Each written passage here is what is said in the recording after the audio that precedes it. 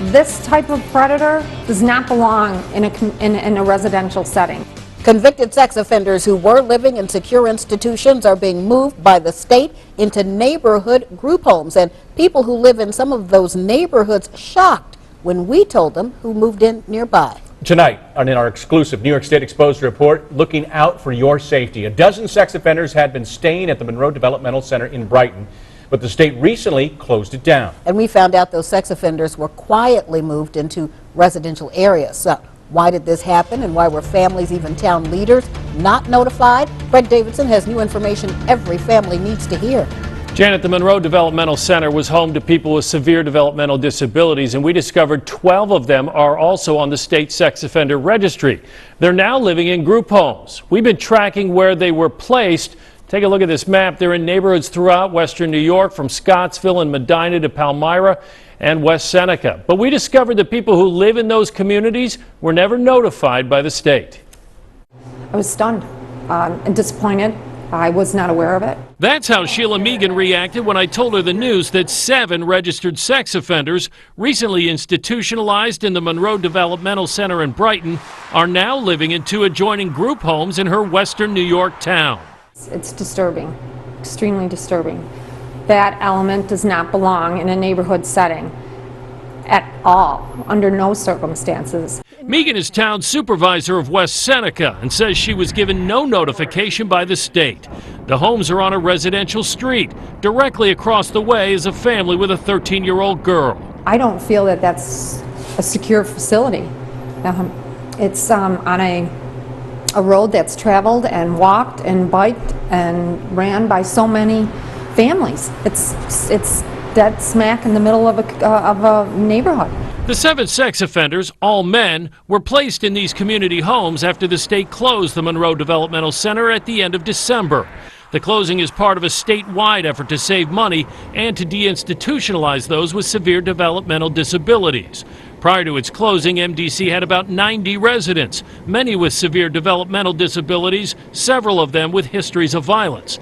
But critics of the plan forewarned that many of the residents at MDC could be a danger to the community and themselves if removed from a secure setting where they also receive intense treatment. You're cutting the kinds of service that they really need. And I don't know if you're doing them and the public any good by putting people that should be in a secure unit out into the community. Our investigation found that 12 convicted sex offenders listed on the state registry who previously lived at MDC have all moved into community settings around western New York. Their crimes ranged from attempted rape to sexual abuse of children. Most spent some time in state prison before going to the developmental center.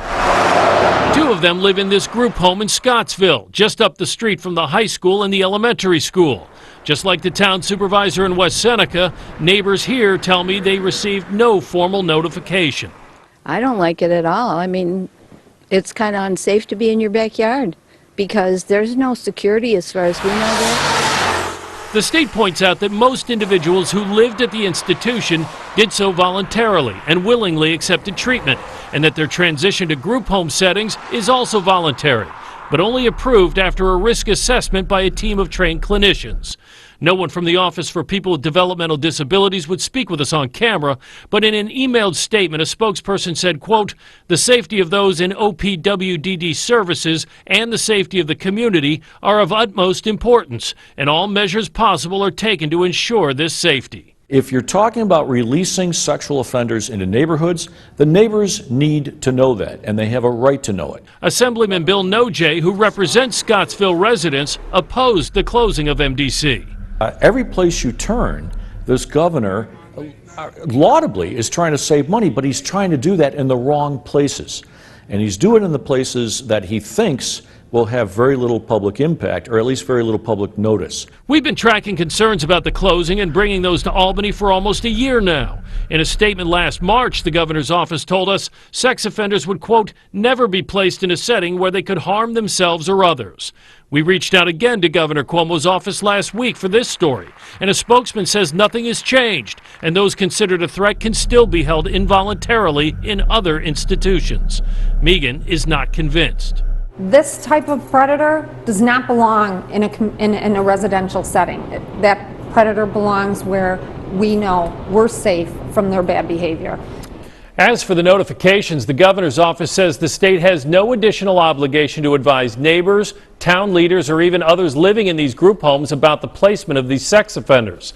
The state does have an alert system, though, that will let you know when a sex offender on the registry moves into a community that is of interest to you. To better protect you, we put a link to that system on our website at WHEC.com. Just click on this story. Brett Davidson, News 10 NBC. We continue to receive emails, phone calls, and comments on Facebook from our viewers about this report. We'll bring you a few of those comments on Rock City tonight at 7. And we do want to hear from you. What concerns do you have living in New York State? Well, share your ideas for stories that you want us to investigate. You can call the New York State Exposed hotline. Here's the phone number, 627-2610, or you email us, NewYorkStateExposed@WHEC.com. On our website, WHEC.com, you can also take action and contact your state lawmakers for change. We have phone numbers and resources for you to get involved. Click on the New York State Exposed banner.